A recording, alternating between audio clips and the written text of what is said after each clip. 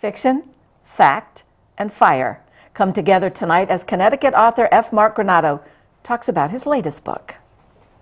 Welcome to Page 1, the award-winning show for writers with the reader in mind.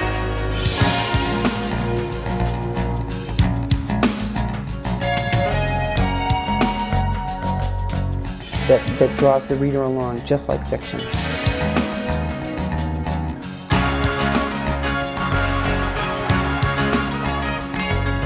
Here's your host and producer, Zita Christian. Hi everyone, welcome to Page 1. I'm Zita Christian.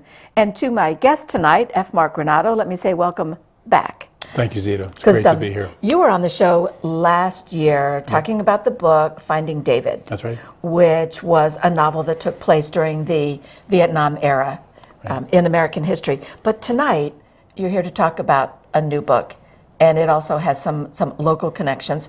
Tell us the title of the book. The title of the book is Out of Reach, The Day Hartford Hospital Burned. So I would ask you what the story's about, but that subtitle says a lot, The Day clear. Hartford Hospital Burned. Right.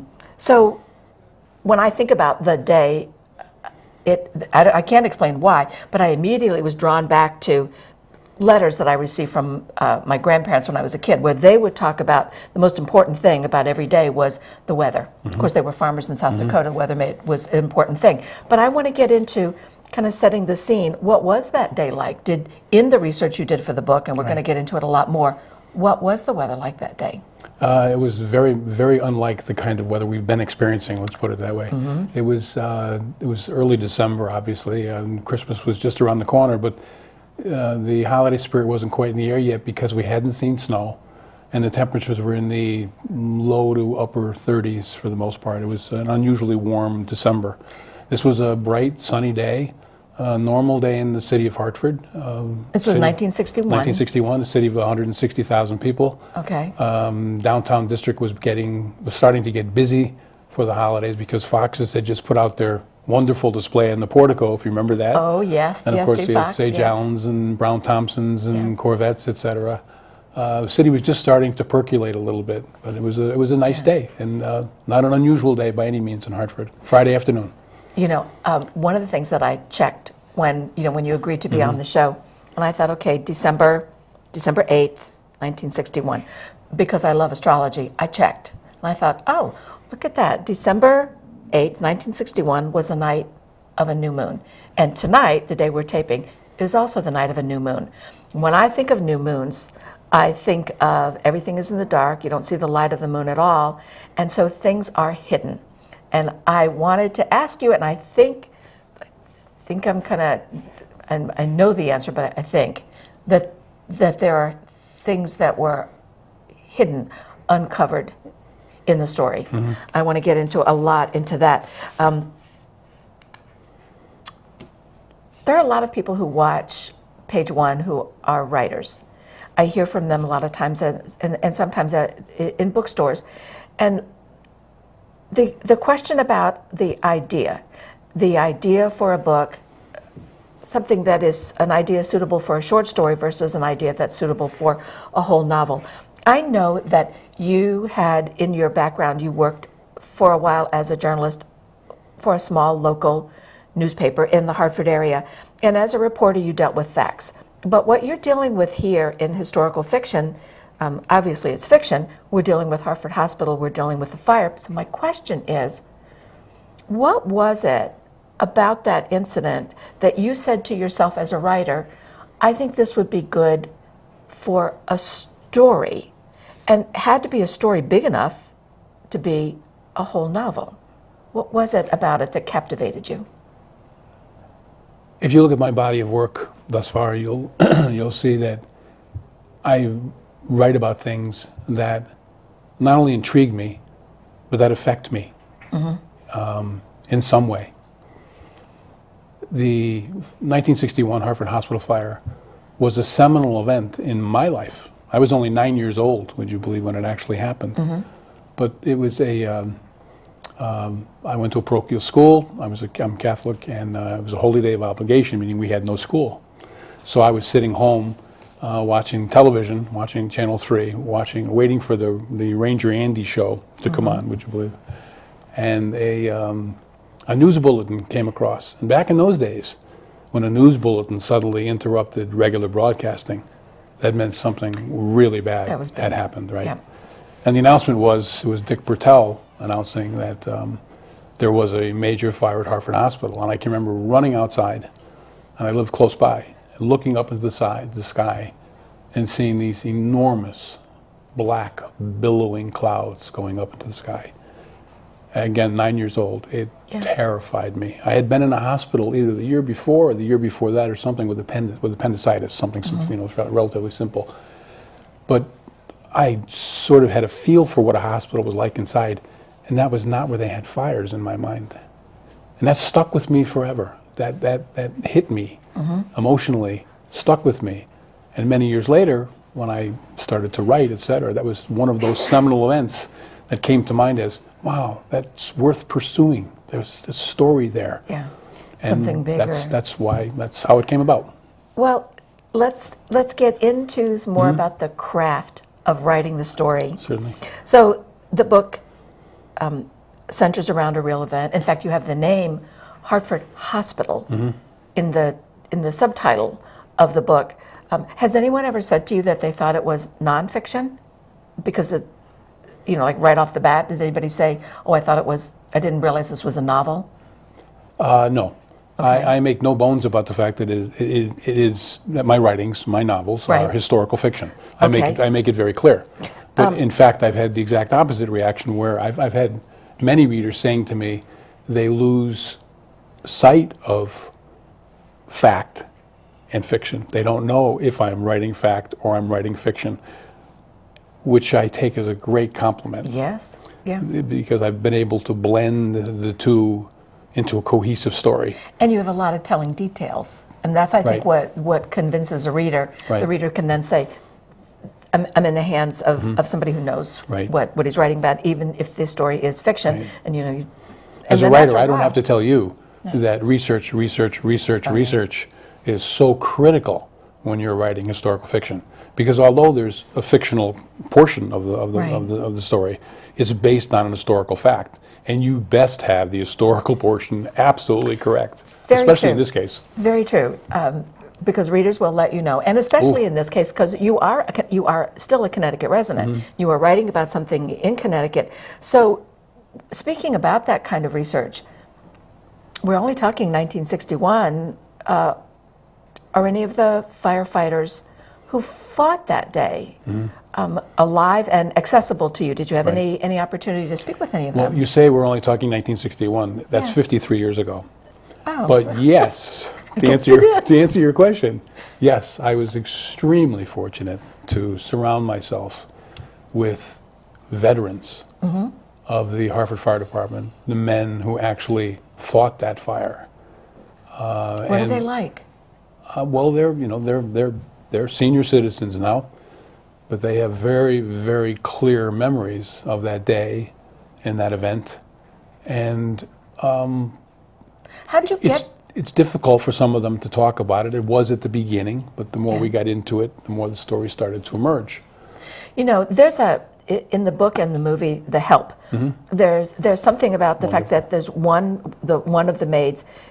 Once she is willing to talk, others will. That's right. Will share their stories. Did you find anything like that here? Absolutely. So how did you get the first person? Well, I have a dear old friend. His name is Bob King. He was a lieutenant in the Hartford Fire Department, who lived through this fire, experienced the fire. And when I first began thinking about writing this story, he's been a big fan of mine, and he's become an avid reader. Good. I'm very proud of the fact that I've made him an avid reader, because he reads everything that I write. And I went to him first, and he said, help me with this. And with some reluctance, he started to talk about it, and then he pointed me in a couple of other directions, and I ended up with a small group. One individual in particular, who was actually not a firefighter that day, but the son of one of the firefighters who was most heroic on that particular afternoon. His name is Tim Kelleher Jr., who retired from the Hartford Fire Department as a captain a few years ago. But he was only a 14-year-old boy that day, but witnessed the entire thing because his dad was there fighting the fire. Oh, my and gosh. has I just get amazing recollections. And he spent hundreds and hundreds and hundreds of hours with me going through this thing and turning me, a writer who has never touched a fire hose in his life, into a fireman. I begged him in one of our first conversations, don't allow me to make a fool of myself. Yeah. Because I knew that with the particular audience I was writing about, that the first time I used the wrong word, the wrong term, the wrong slang in the fire world, that a fireman who read this book would pick it up and say, it's just trash. But if I got it right, I'd have an audience. Well, not only would you have an audience, but I would think too that if you're asking people, if you're asking the men who fought the fire that day to share their stories with you, and I can't imagine going through resurrecting that memory and not feeling some emotional resonance from that day. If you're asking them to share that with you, to me, that says you owe it to them. You do. You have an enormous responsibility. Absolutely.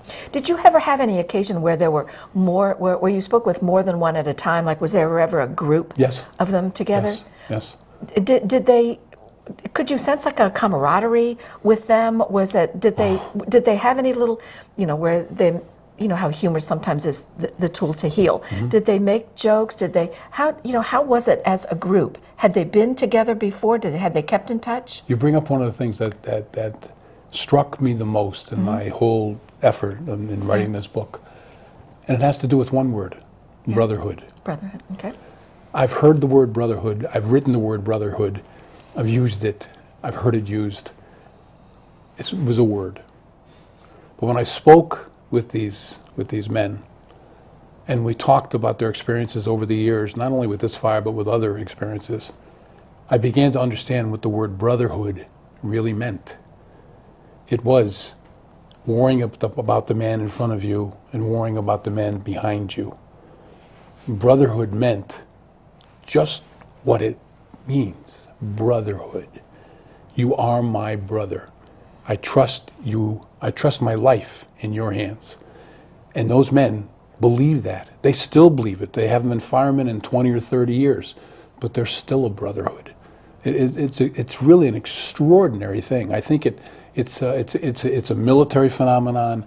You find it in Hartford, in the fire departments. You find it in the police departments. Yeah. You find it where people risk their lives, put themselves in danger. They depend on each other. So have you heard from any of them who have read the book?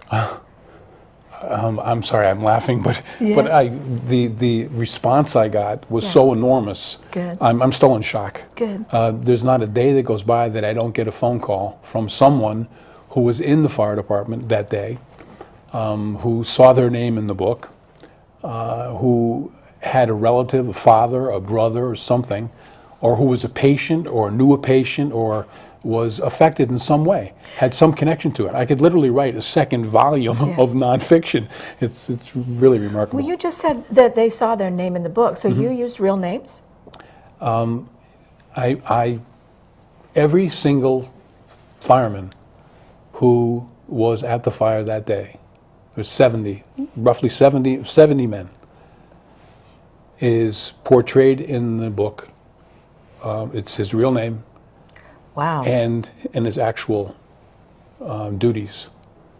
So every portion of the firefighting aspect of the novel is as correct as I could possibly reconstruct it, based on the memories of these men that I dealt with. Good gracious, Mark. The research must have been overwhelming. I mean, that's quite an undertaking, because you're not just telling the story. Now you are marrying the individual with a particular duty, with a task, with an action that day. Right. Wow. That's great. It was enormous, but as I said to you earlier, I think this was I thought this was going to be one of the simplest writing jobs I had ever tackled. And in fact, as I began to talk with these men, I found that it was so complicated. At times, I didn't think I could do it, the enormity of the job they did that day, the task they had, what they had to do to save that hospital, and not a few lives, a few hundred lives, but thousands of lives, was incredible. There were people who died that day. 16 people died Do you use on their one names? floor. No. I struggled with this. Again, the fire portion of it and the men who were involved, that is 100% correct. When it came to talking about the victims, I came to the conclusion that these families, it's only 53 years ago. 53 years ago can be a long time or it can be a very short time. You got that right. And I thought they've suffered enough in life and it just wasn't necessary. So these are fictitious characters. And because it is a work of fiction. So, Yes, yeah. right. Now, you just said something a minute ago. You said you thought it would be an easy book to write. Was that because it was local? Like you're not talking like Alaska or Fiji or something, but why did you think it would be easy? If you've ever seen a fire, the first fire I ever saw, Zita, I was 3 years old, and it was the Wethersfield. It was a huge fire in Wethersfield, Connecticut, the Wethersfield Lumber Company. It burned in 1955, and I can remember standing in the parking lot of a garage across the street from it, and watching the firemen pouring water from a distance onto this fire, blazing stacks of wood. So in my mind, when a fireman fought a fire, it was just pouring water on a fire. When it came to Hartford Hospital, we were dealing with a building that at that particular moment had 5,000 people in it, was 13 stories high, with oxygen lines running throughout the building, etc. Flammable. An incredibly complex architectural structure, again, full of people. I would just like to point out, too, that for sake of the young people in the audience, this is before cell phones. Like, how do people communicate? Well, you were talking earlier about full moons and the mysteries that they sometimes hide. As I got into this, I was 100 pages into this story based on certain assumptions that I had made. Number one, this was a fire that generated intense black smoke, not only outside but inside, as you can imagine. So bad that a fireman 3 feet away, they couldn't see each other. 3 feet from each other, they couldn't see each other. Oh my. So I assumed that they had breathing apparatus. Wrong assumption. They had no breathing apparatus. Something called a Scott Air Pack, which is the big yellow tank you see on firemen today, which is very common, of course. Well, they get into their fire truck and immediately strap it on. Every man who goes to a fire has a Scott Air Pack today. Back in those days, they might have one on a truck, and the crew might be 5 to 7 people. Oh, dear. Okay, so they had no breathing apparatus. Number two, I assumed that they were talking by walkie-talkie. That's how they managed to strategically fight this fire. Wrong. There were no such things as walkie-talkies back in those days. They yelled. They screamed at each other. They yelled out open windows to people down below. Tell the captain this. Tell the chief that. That's how they communicated. Right. In conditions that are unfathomable. Yeah. So those were, some of the mysteries that I uncovered as I wrote this. So the first 100 pages was essentially garbage. I had to go back and rethink the entire thing. And it was just based on wrong assumptions. And it came about as, in my conversations with these great friends of mine who would look at me and say, what walkie-talkies? What are you talking about? You find out what you don't know you don't Exactly, know. exactly. What I'm going to ask you to do, now, Mark, is read the prologue from your book. I want to share that with everybody. I like to do this. The show is page 1. It gives us a little feel for your writing style and gives us that entree into the book. So for those of you who are just watching, this is page 1. My guest is F. Mark Granato, and the book is Out of Reach, the day the Hartford Hospital burned. So prologue for us, please. This is the prologue, right? Okay. Perhaps if the fiery tip stub of a cigarette hadn't been flicked into the center of the trash chute, where tons of flammable refuse was piled a half dozen floors below, it might have slid down one of the smooth metal walls of the ductwork and miraculously fallen, harmlessly, into the bottom of a waiting garbage bin and simply burned itself out? Or what if it had fallen deeply and unimpeded into the black hole and landed on a scrap of non-combustible rubbish? Might the bit of burning tobacco have gone cold from lack of fuel? What if the strong gust of air naturally funneling up the long trash chute had caught the tiny remnants of the cigarette with its few grams of weight and held it in midair, causing it to dance on currents of wind until its deadly crimson ember had cooled? Or if the maintenance workers in the basement below had caught the first scent or seen whiffs of smoke coming from the chute just a few minutes earlier, might they have used their long hooked poles to drag the minuscule remnants of burning tobacco from its lethal perch? What if? What if? Then perchance those who had come to this refuge of care, the sick seeking to be healed, the healers determined to cure, loved ones hoping to provide comfort, might have lived.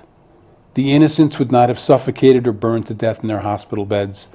A young doctor, his brilliant future ahead, might not have suffered a hideous death trying to save his patients. Nurses would not have been incinerated at their posts or immolated as they fled the inferno. Visitors would not have died gruesomely, clawing at doors and windows for air, for escape, for freedom, and mercy from the fire monster. Oh, Marcos, this is not a book for the faint of heart. No, it's not. Which brings me to something I really wanted to speak with you about. I don't know if you follow Kristen Lamb's blog. Kristen Lamb is a multi-published author, and she had a piece just recently called "Does Fiction Matter?" And she makes the point in that blog that fiction is never just a story, that a book can make a societal impact simply by virtue of the volume of the copies sold. One of the examples she used in the blog is A Christmas Carol by Charles Dickens. And she talked about how prior to the publication of that book, there were no laws protecting children, and in fact the government in England regularly imprisoned and hanged children for petty offenses. And once that book came out, there was this outcry to say, we can't treat children like this. Children need to be protected. So, emphasizing her point that fiction matters, I want to ask you, do you think fiction matters? Do you think it's just a story? Did you have an intention that was more than just to entertain when you wrote this book? I'm a convert. Okay. I'm the first to admit it. I've written 6 books now. I've published 6 books now. My first 3 books were meant, I would say, primarily to entertain and to deal with concepts of history that I conjured up, that I imagined, historical events that had different endings, but largely for entertainment. But I was unhappy with that. I was getting very good feedback, very good responses to what I wrote, and people were entertained. But I wanted more. I wanted emotion. I wanted response. I wanted to touch people. I wanted people to read my words and to walk away thinking in a new way, perhaps. Thinking about something that they either hadn't known or thinking about it in a new way. And this came about as a result of the feedback I started to get. How Finding David, as we talked about my novel the last time I was here, the response I got from people was incredibly emotional. And that really struck me. This was then dealt with PTSD and families who had survived, the victims of PTSD, etc. The responses I got were just amazing. A subsequent book, The Barn Find, deals with the subject of Alzheimer's. The response I got from readers in that regard was the same thing. Oh, I've lived through this. My God. It touched people. It made them think in new ways. I reached them in some way. And that was amazingly satisfying to me and proved to me that fiction does matter. Absolutely it does. And I thought, when I was thinking about your book, I thought if that fire had just happened, or placing us back in time, back into, right after 1961, so go 62, 63, 64, 65, Right. looking at that incident, might the story in there have had an impact on what people thought, how people thought about smoking in general and smoking in public buildings? And when you look at a change, when you look at how fiction might affect a person's way of viewing something, do you ever look at that now and say, I want that story to have people think in a new way about this, whatever the this is? No question about it. This particular story in 1961, it was a news story. It was a big news story. Right. It made national headlines, as you can imagine, a hospital burning, 16 people dying, yeah. etc. But the media was a very different creature in 1961, as you know. Yes.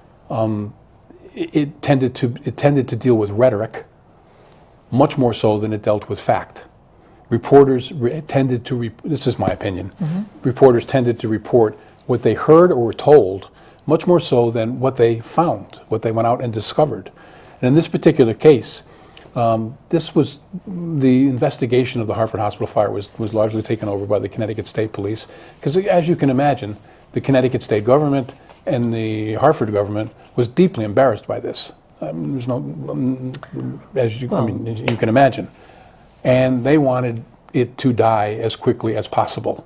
So within hours of the fire being put out, within hours, autopsy reports were issued that indicated all 16 victims had died of smoke inhalation. Oh my. And that unequivocally, there was no questions about it, a cigarette had started the fire. The investigation was over before it started. Well, see, and I wonder, because the prologue you read, I'm thinking, was there something more? Is this the idea? We only have about 30 seconds. I mean, I'm thinking your book raises questions. It begs for people to revisit whether it's this particular incident or another incident, but it says there's more to the story. Well, I wasn't trying to create a conspiracy theory here.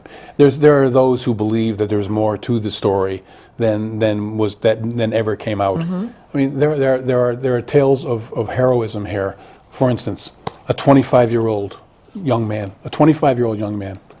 one of the first on the scene, one of the first trucks to pull up. He's a tillerman on a 100-foot ladder truck.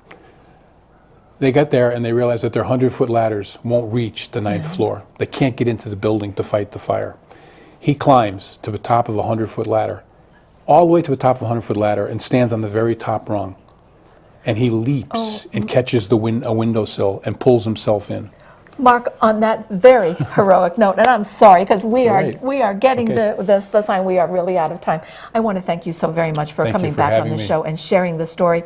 And I want to encourage all of you to read the book, Out of Reach: The Day Hartford Hospital Burned. Thank you very much for being here. Thank you. I also want to thank my Page One crew, and I love to close with the words of the fantasy writer Ursula Le Guin, who said, "There have been civilizations that did not use the wheel, but there have been no civilizations that did not tell stories." So find your story, find a way to tell it, and do join us again next time. Thank you.